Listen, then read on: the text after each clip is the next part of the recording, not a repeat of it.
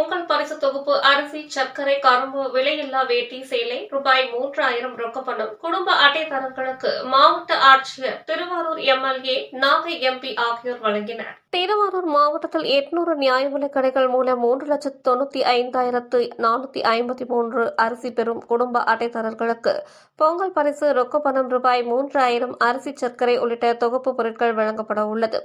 திருவாரூரில் தெற்கு வீதியில் உள்ள கூட்டுறவு அங்காடியில் தமிழ்நாடு அரசின் 2026ஆம் ஆண்டுக்கான பொங்கல் பரிசு தொகுப்பு வழங்கும் விழா நடைபெற்றது.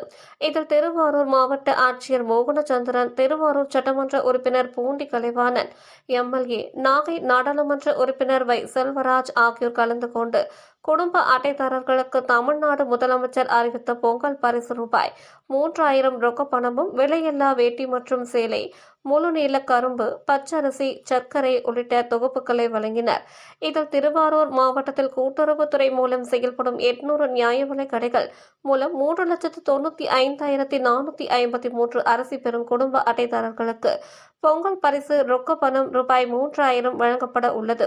திருவாரூர் மாவட்டத்தில் குடும்ப அட்டைதாரர்களுக்கு டோக்கன் விநியோகித்ததன்படி சுழற்சி முறையில் நியாய விலைக் கடைகளில் காலை 9 மணி முதல் மாலை 6 மணி வரை பொங்கல் பரிசு தொகை மற்றும் தொகுப்பு பெற்றுக்கொள்ள நடவடிக்கை மேற்கொள்ளப்பட்டுள்ளது என திருவாரூர் மாவட்ட கூட்டுறவு இணைப்பதிவாளர் சித்ரா தெரிவித்தார். இந்நிகழ்ச்சியில் மாவட்ட வருவாய் அலுவலர் கலைவாணி, கோட்டாட்சியர் சத்யா, திருவாரூர் மாவட்ட கூட்டுறவு இணைப்பதிவாளர் சித்ரா, திருவாரூர் நகர்மன்ற தலைவர் புவனப்பிரியா செந்தில், துணைத் தலைவர் அகிலா சந்திரசேகர், நகர்மன்ற உறுப்பினர்கள் உமா மகேஸ்வரி, சிவகுமார், ஆசைமணி, ராமு, சங்கர், ரஜினி சின்னா, வரதராஜன் உட்பட கூட்டுறவு அலுவலர்கள் கலந்து கொண்டனர்.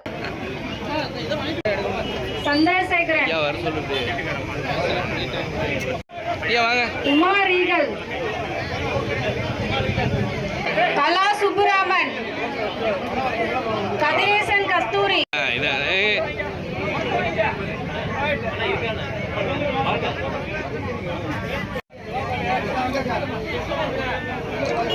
சகாய கண்ணன்